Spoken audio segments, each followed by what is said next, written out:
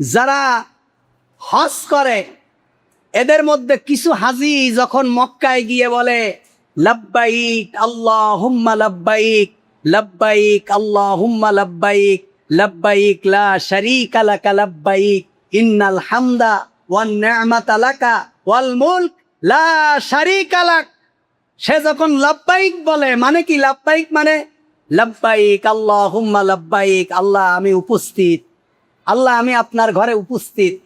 ছাত্রদেরকে যেমন খাতায় যখন রোল নম্বর ডাকে তখন বলে ইয়েস স্যার, প্রেজেন্ট স্যার, লাব্বাইক স্যার, তার মানে আমি উপস্থিত আছি স্যার। হাত দেখায় স্যার আমি উপস্থিত।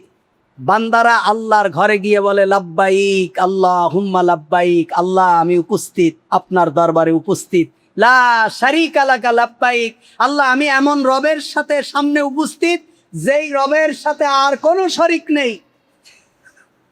আসমান থেকে ঘোষণা আসে লা লাব্বাইকা ওয়ালা সাদাইক, তোমার উপস্থিতিরও দরকার নেই, তোমার অংশগ্রহণেরও দরকার নেই।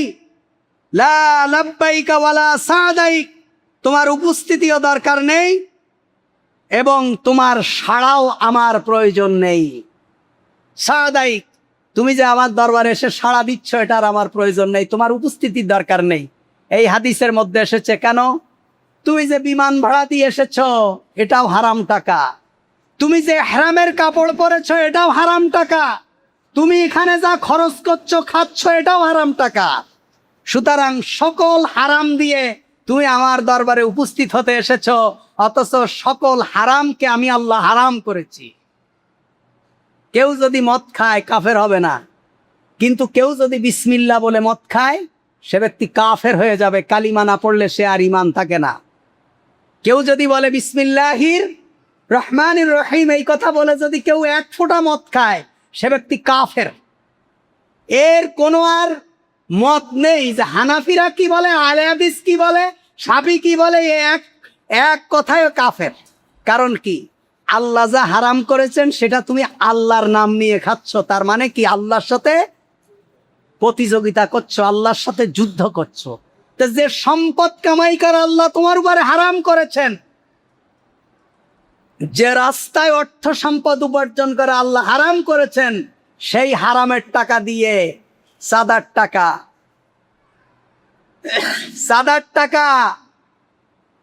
লোকের হক ফাঁকি দেওয়া টাকা, ব্যাংক ফাঁকি দেওয়া টাকা, রাস্তার টাকা, কালভার্টের টাকা, গরিবের টাকা, গমের টাকা, গরিবের টিনের টাকা, রেশমের টাকা, রিলিফের টাকা, এগুলো খরচ করে তুমি জাঁকজমক ভাবে হজে যাচ্ছ।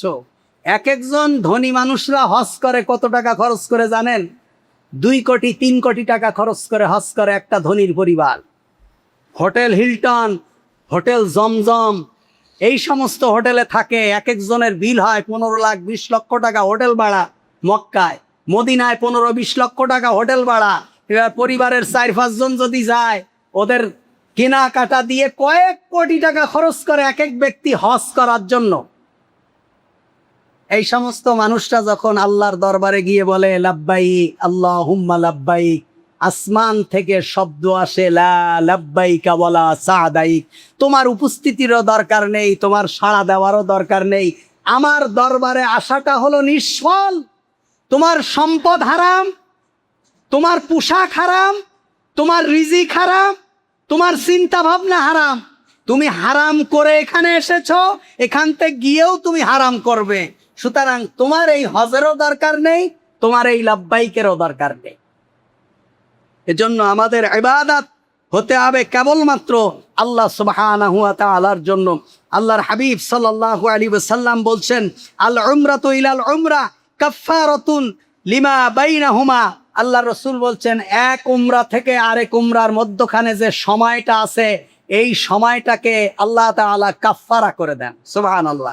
অর্থাৎ কোনো ব্যক্তি যদি এই রমজানে উমরা করে আরেক রমজানে উমরা করে, এর মধ্যখানে যত সগীরা গুনাহ আছে তওবা করার মাধ্যমে কবিরা গুনাহ সহ সকল গুনাহ খাতাকে আল্লাহ তাআলা মাফ করে দেন।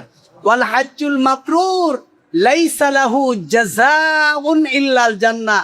আল্লাহ রাসূল বলছেন হজ্জে মাবরুর যার কোনো প্রতিদান আল্লাহর কাছে নেই একমাত্র জান্নাত ছাড়া। সুবহানাল্লাহ। অর্থাৎ যে ব্যক্তি হজ্জে মাবরুর বলা হয়, কবুল হজ, যার হজকে আল্লাহ তাআলা কবুল করেছেন।